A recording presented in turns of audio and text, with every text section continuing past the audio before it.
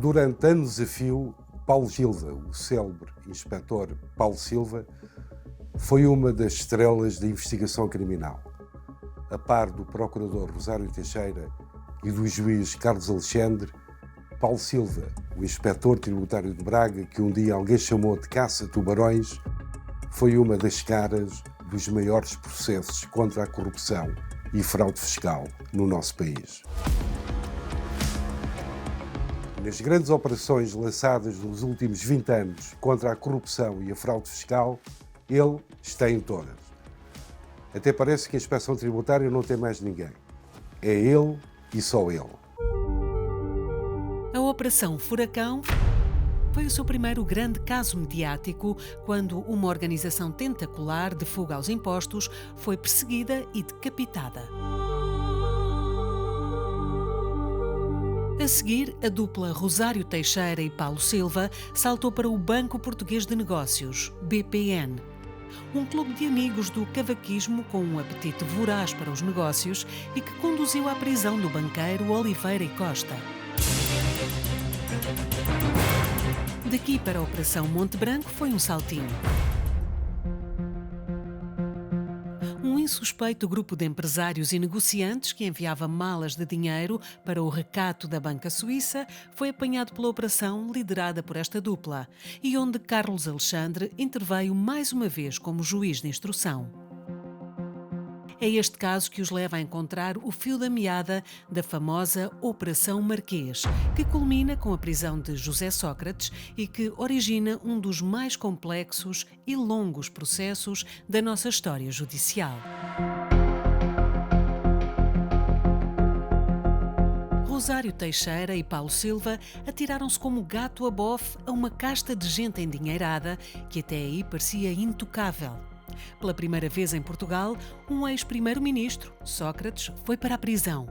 Além de terem obrigado o homem mais rico do país, Américo Amorim, a pagar 3,7 milhões de euros para se livrar de uma acusação por fraude fiscal qualificada e branqueamento de capitais.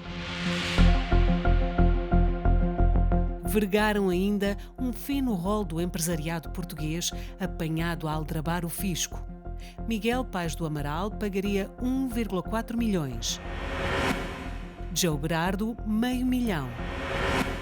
Os irmãos Barbot, das tintas Barbot, 3 milhões. Os irmãos Sakur, da marca de roupa, 3,6 milhões. O implacável Paulo Silva, o caça-tubarões, o super-inspetor, sempre ele. Mas uma denúncia anónima, feita ao Ministério Público há pouco mais de 2 anos, onde o inspetor tributário era acusado de pertencer a um esquema criminoso para livrar empresários e empresas das garras do fisco, veio manchar a carreira do homem que se considera o terror dos poderosos e o impoluto justiceiro contra a fraude fiscal. Na longa denúncia a que o 24 Horas teve acesso, Paulo Silva é acusado de, juntamente com um amigo, o advogado José Pedro Gomes, ter montado uma teia para salvar grandes devedores ao fisco. Segundo a denúncia, cada um dos sócios tem um papel bem definido no estratagema. O inspetor identifica os alvos, investiga-os, descobre-lhes as fraquezas, segue-lhes o rastro. É a vez do advogado entrar em ação. Apresenta-se às vítimas munido do vasto cadastro fiscal. Tem uma solução vantajosa, claro. Um acordo especial que obriga ao pagamento de uma contrapartida a troco de uma espécie de perdão fiscal. O pagamento, segundo a denúncia, é feito ao advogado José Pedro Gomes, que depois divide os proveitos com Paulo Silva, às vezes com familiares pelo meio a servir de testas de ferro. O cliente, segundo a queixa, tem ainda a pagar qualquer coisa ao Estado para o processo encerrar, mas isso é um mal menor e às vezes nem é o maior pagamento. A fatia de leão, diz a denúncia, vai para a dupla maravilha. A denúncia fala em vários empresários que preferiram utilizar este expediente para se livrarem de uma conta maior. Alexandre Pinto da Costa, Tomás Correia, o antigo presidente do Montepio, Gaspar Borges, da ABB, e António Salvador, o eterno presidente do Sporting Clube de Braga, entre outros. Fomos confrontar Paulo Silva com esta acusação. Numa conversa à porta das Finanças de Braga, o inspetor nega terminantemente os factos que lhe são imputados. Não sei de nada. Quando o Ministério Público entender que me deve ouvir, hei de provar que isso é tudo uma falsidade. Mas de onde terá partido a denúncia? Só pode ter sido alguém prejudicado pelo meu trabalho.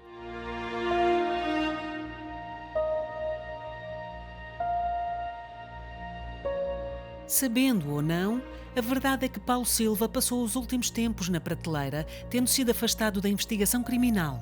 Um afastamento que muitos relacionam com a investigação que estaria em curso na sequência da denúncia anónima.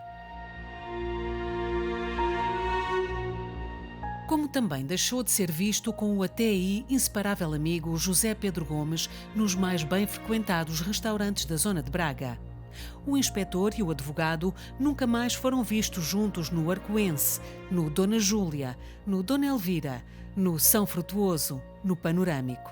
Restaurantes onde eram presença assídua.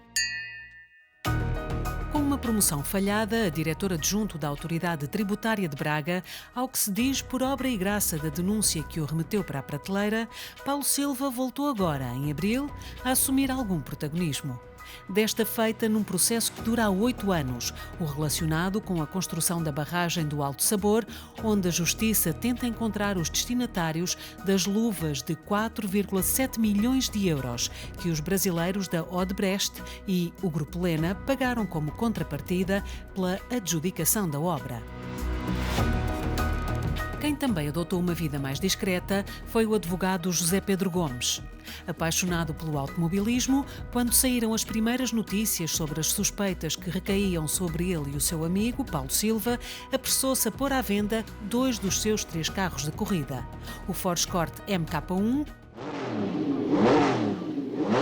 e o potentíssimo Opel Astra de quase 300 cavalos.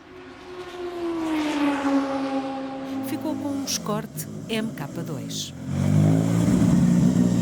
E foi ao volante, nesse Escort, que, em meados de maio, correu a rampa da Falperra, onde os ficheiros secretos o surpreenderam momentos antes do primeiro treino oficial. As denúncias chegaram ao Ministério Público. Se o senhor diz, eu respeito. Eu nunca soube nada. Já ouço falar nisto há um ano e tal. Mas, segundo corre nos meios judiciais, a intimidade do advogado estende-se ao procurador Rosário Teixeira, com quem Paulo Silva trabalhou em todas as grandes operações nos últimos 20 anos. Segundo fontes judiciais, José Pedro Gomes tornou-se num especialista em surgir, por iniciativa própria, em vários destes processos, com testemunhas que corroboram, ponto por ponto, as teses da acusação. Foi assim no caso BPN, onde Oliveira e Costa não se cansava de o recomendar a outros acusados como alguém que se mexia como poucos nos bastidores do processo e onde o advogado desempenhou um papel decisivo em alguns depoimentos que mais pareceram autênticas delações premiadas. Como foi também na Operação Marquês e na Operação Cartão Vermelho, a investigação aos negócios pouco claros da transferência de jogadores para o Benfica. Nesse processo, José Pedro Gomes apresentou-se ao procurador Rosário Teixeira com testemunhas muito pouco abonatórias para os arguidos. Uma delas foi Alexandre Pinto da Costa, aliás, seu cliente. O depoimento das testemunhas, quanto mais vasto, melhor, tem um único objetivo: livrar quem depõe de vir a ser constituído arguido. Mas o senhor surge em muitos processos que foram investigados pelo Dr. Paulo Silva. O senhor surge assim quase do nada. Mas isso não é verdade. Isso não é verdade. Leva testemunhas até. Isso não é verdade. Isso é conversa. Favorável à Isso é acusação. conversa fiada. Isso é tudo treta. Isso nunca aconteceu. Comigo? Sim. Nunca aconteceu. Olha, o meu amigo pergunta aos seus procuradores sobre o Paulo Silva se algo disso aconteceu. Não. O José Pedro Gomes é conhecido por ter uma boa carteira de clientes.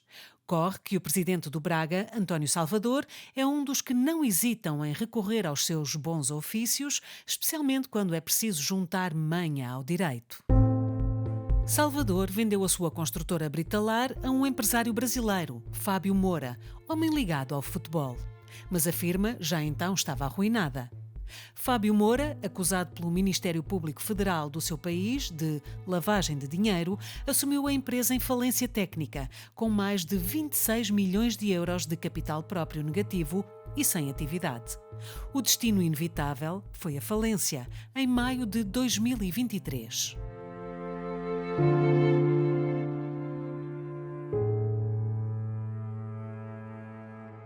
Um negócio que parece não ter afetado o dia-a-dia do presidente do Braga. Salvador, hábil a driblar credores, vive numa mansão a 2 passos do Santuário do Sameiro, protegida por um muro de 2,5 metros de altura, revestido a mármore. A casa, oficialmente, não é dele, nem sequer é dono de uma cadeira. Agentes de execução bateram-lhe à porta à cata de bens por causa de uma dívida de 200 mil euros. Saíram como entraram, de mãos a abanar. Salvador não tem nada, nadinha. Só faltou exibir um atestado de pobreza passado pelo presidente da Junta de Freguesia.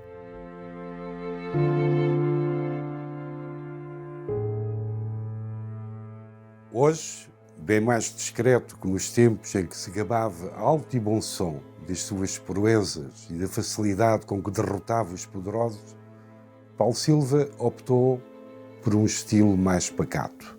O que não o livrou, ainda há bem pouco tempo, das suspeitas de ter sido ele a fonte oculta das notícias sobre o caso Pinum Viva, a empresa familiar do primeiro-ministro Luís Montenegro.